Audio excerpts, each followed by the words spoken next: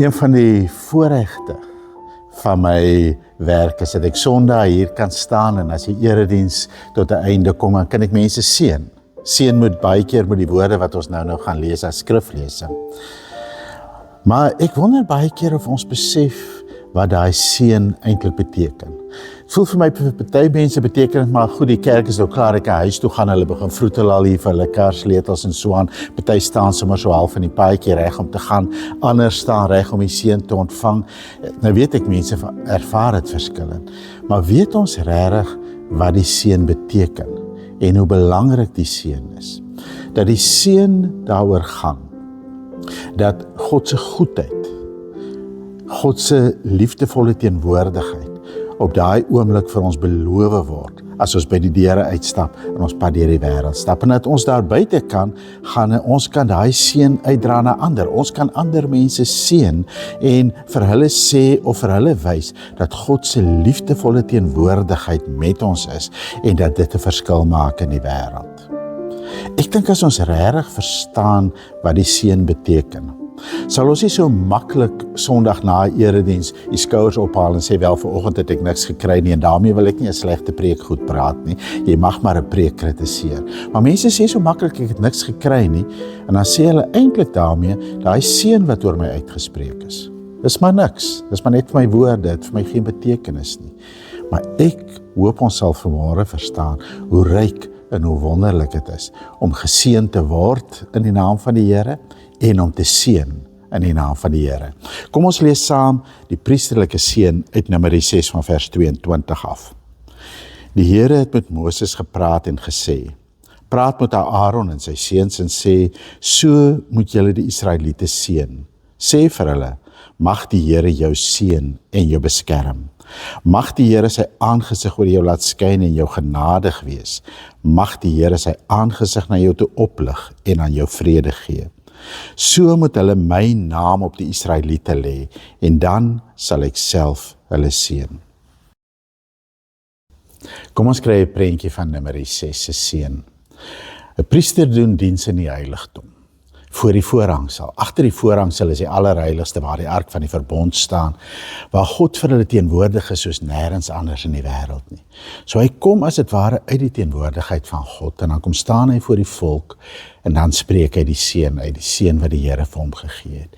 Die seën waarvan die Here beloof, as julle hierdie seën uitspreek, sal ek my mense seën.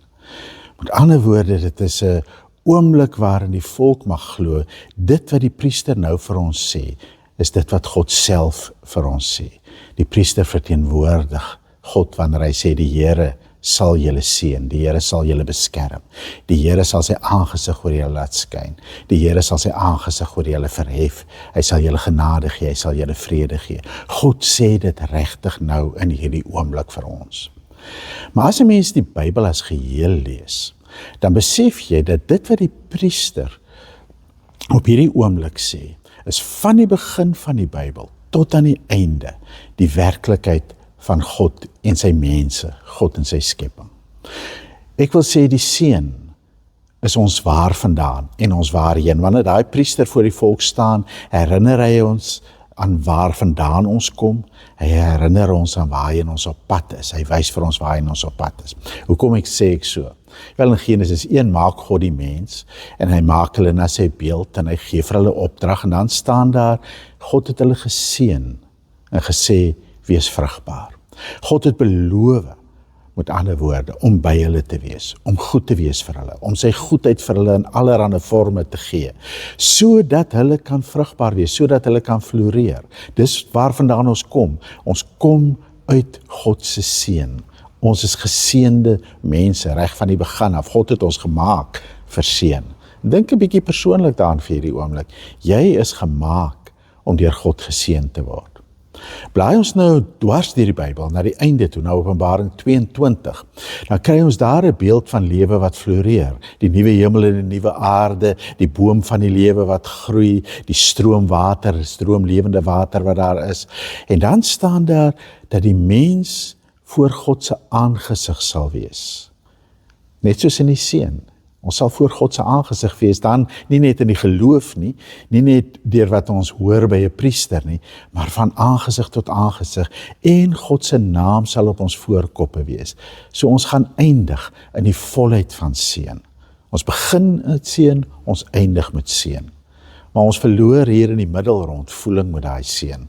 Ons lewe in 'n wêreld waarin ons baie keer gekonfronteer word met die teenoorgestelde van seën, met vloek en kwaad en lelik en geweld en haat. En daarom het ons nodig dat iemand voor ons kom staan en vir ons herinner waar ons vandaan kom, waar ons heen gaan, maar ons ook herinner aan wat nou die werklikheid is van ons lewe.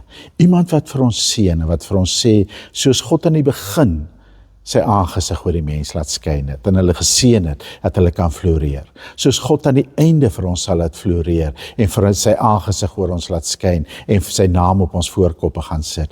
So seën God ons nou, ons mag dit nooit vergeet nie. So elke week se seën is 'n herinnering van die waar vandaan en die waarheen. Die herinnering van wat nou aan die gang is. So die seën voeg nie soseer iets by jou lewe nie. Dis nie 'n optelsommetjie dat jy hier uitgaan en jy het nou iets wat jy nie gehad het nie. Die seën is eerder bedoel om jou oë oop te maak vir dit wat waar is. Dat God met ons is, dat God vir ons genade en vrede gee, dat God ons nie uit die oog verloor nie, dat God ons beskerm en bewaar, en dat ons lewe in die teenwoordigheid van die Here. Die seën herinner ons elke keer daaraan, dat ook wanneer ons uitgaan, ook wanneer ons deur die week gaan, dan lewe ons in die teenwoordigheid van die Here en met die teenwoordigheid van die Here.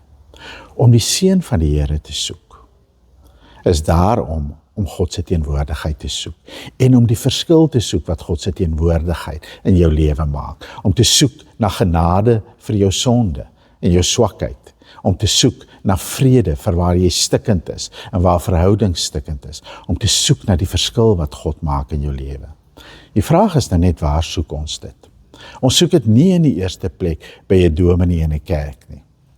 Ek is nie 'n Aaron priester in die tabernakel nie, ek is maar deel van die liggaam van Christus, soos enige ander. Ons het 'n ander hoëpriester. Ons soek dit in Christus, en ons vind dit in Christus. Christus is die hoëpriester wat ons seën. Christus is die hoëpriester wat vir ons sê, die Here is met julle, want hy is God met ons. God wat ons lewe kom deel, wat ons swaar kry kom deel, wat ons dood kom deel, en wat dit kom verander met sy genade en met sy vrede. Christus se gesig is die aangesig van God vir ons. Die manier waarop Christus kyk na 'n sondige vrou wat sy voete was, die manier waarop Christus kyk na hongerskare, die manier waarop Christus kyk na 'n skelm mannetjie wat in 'n boom sit en kyk na hom, die manier waarop Christus na Saggeus kyk, die manier waarop hy na mense kyk in hulle nood. Dis hoe God na ons kyk. Die manier waarop Christus sy mense nie uit die oog verloor nie, maar hulle regtig raak sien. Ja, selfs ook die geringes en die kinders en die kleines en die uitgestote mense raak sien. Dis God se gesig, dis hoe God ons raak sien. Ons vind die seën van Numeri 6 in ons verhouding met Christus, om dan seën te soek, om God se seën te soek, beteken nie in die eerste plek dat ek hierdie of daardie goeie dingetjies soek nie, maar dit beteken dat ek Christus soek, dat ek hom as my Here soek, dat ek soek na die Here wat sê, die Here sal met jou wees, die Here sal sy aangesig laat skyn, die Here sal sy aangesig verhef. Ek soek die Here, ek soek Christus, ek soek 'n verhouding met God die Vader, Seun en Gees, die een uit wie en deur wie en tot wie alle dinge is. Daarom kom ons as sondaar by mekaar, en as ek dan mense seën, seën ek hulle eintlik as verteenwoordiger van Christus op daai oomblik. Ek seën hulle nie omdat ek 'n priester is en hulle nie priesters is nie, maar ek seën hulle omdat ons almal priesters is. Eintlik dink ek wys op 'n Sondag wanneer ons mekaar groet met die seën, wanneer ek my hande optel om die seën uit te spreek, wys ek vir my gemeente wat ons almal in die wêreld moet gaan doen. Ons almal word geseën sodat ons tot seën kan wees. En nou wil ek net 'n belangrike ding sê uit Numeri 6 en uit Christus se hoëpriesterskap vir hoe ons tot seën kan wees. Die eerste is, as die seën van die Here veral lê in God se teenwoordigheid in ons lewe. As die seën wat ons in Christus vind veral daarin lê dat Christus mens geword het om volledig teenwoordig te wees in ons wêreld. dan kan ons nie mense seën sonder teenwoordigheid nie. Jy kan nie seën oor 'n afstand nie. Jy kan nie seën as jy onbetrokke en koud staan nie. Jy kan net seën as jy teenwoordig is, of anders gesê, as jy regtig jou gesig wys. Die tweede ding is, dan maak dit ook saak watter soort gesig jy wys vir die wêreld. Wys jy 'n gesig wat oordeel, wat afskryf, wat verdoem? Wys jy 'n gesig wat koud en onbetrokke en onverskillig is? Of wys jy regtig 'n gesig wat skyn met die liefde van God vir hulle? 'n Gesig waarin hulle kan sien, maar God het ons lief. Wys jy regtig die gesig wat God vir jou wys in Christus, wat God vir jou wys wanneer hy seën, wys jy dit vir ander mense? Sien jy regtig mense raak? En veral mense wat oor die hoof gesien word, soos wat God jou raak sien. Dis vir my een van die mooiste dinge in die Ou Testament, dat Hagar byvoorbeeld, wanneer sy vlug in die woestyn en dink haar kind gaan dood en dink niemand gaan gee om vir haar nie, wanneer die engel van die Here aan haar verskyn, dan sê sy, ek het God gesien wat my sien. Ek het die Here gesien wat my sien.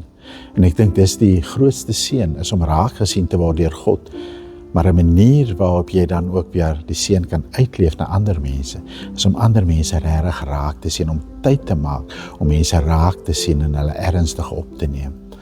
Uiteindelik hoef ons nie noodwendig wondere te doen om mense te seën nie. Ons hoef nie groot dinge te doen nie.